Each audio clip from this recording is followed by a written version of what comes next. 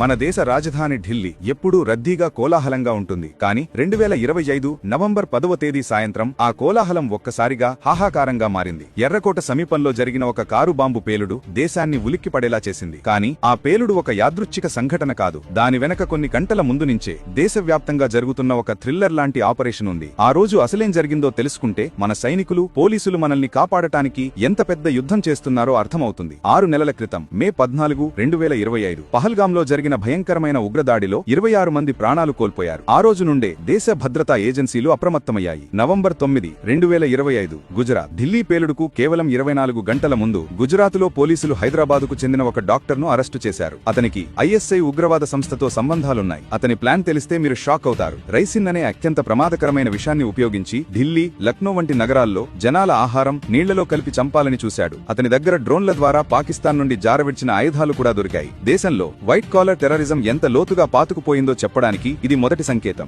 November 10, 2025 ఉదయం లక్నో 15 రోజులుగా సాగుతున్న ఒక రహస్య ఆపరేషన్ క్లైమాక్స్ కు చేరుకుంది. జైష్ ఏ మొహమ్మద్ ఉగ్రవాద సంస్థకు చెందిన ఒక పెద్ద నెట్వర్క్ ను పోలీసులు టార్గెట్ చేశారు. అందులో భాగంగా లక్నోలో డాక్టర్ షహీన్ అనే ఒక మహిళా డాక్టర్ ను అరెస్ట్ చేశారు. ఆమె కారులో AK-47 రైఫిల్ దొరికింది. నవంబర్ 10, 2025 మధ్యాహ్నం ఫరీదాబాద్ అదే ఆపరేషన్ లో భాగంగా ఢిల్లీకి సమీపంలో ఉన్న ఫరీదాబాద్ లో పోలీసులు మరో డాక్టర్ గనయ్ ఇంటిపై దాడి చేశారు. అక్కడ వాళ్లకి దిమ్మ తిరిగేంత పెద్ద ఎత్తున పేలుడు పదార్థాలు దొరికాయి. 1 కాదు, 2 కాదు, ఏకంగా 2900 కిలోల అమ్మోనియం నైట్రేట్. ఆ నెట్వర్క్ కు చెందిన 8 మందిని అరెస్టు చేశారు. నవంబర్ 10, 2025 సాయంత్రం 7 ఢిల్లీ ఫరీదాబాద్ లో తమ వాళ్లు అందరూ అరెస్ట్ అయ్యారన్న వార్త ఢిల్లీలో కారులు తిరుగుతున్న మరో డాక్టర్ మొహమ్మద్ ఉమర్ కు చేరింది. అతను కూడా ఇదే టెర్రర్ ముఠాకు చెందినవాడు. అతని కారు నిండా పేలుడు పదార్థాలు ఉన్నాయి. తన నెట్వర్క్ మొత్తం పట్టుబడటంతో అతనికి ఏం చేయాలో పాలపోలేదు. భయంతో, ఆందోళనతో, బహుశా పోలీసుల నుండి తప్పించుకునే ప్రయత్నంలో లేదా టార్గెట్ కు ముందే పేల్చేయాలనే కంగారులో ఎర్రకోట సమీపంలోని రద్దీ ప్రాంతంలో ఆ కారు పేలిపోయింది. చూశారా, ఒకవైపు పోలీసులు ఉగ్రవాదుల ఆట కట్టిస్తుంటే మరోవైపు వాళ్లల్లో ఒకడు తప్పించుకునే ప్రయత్నంలో ఈ ఘోరానికి పాల్పడ్డాడు. ఈ సంఘటన మనకు ఒకటి గుర్తు చేస్తోంది. మన భద్రతా దళాలు ప్రతిక్షణం పోరాడుతూనే ఉన్నాయి. వాళ్ల వల్లే మనం ఈ రోజు ప్రశాంతంగా ఉన్నాం. వాళ్లకి మనస్ఫూర్తిగా సెల్యూట్ చేద్దాం.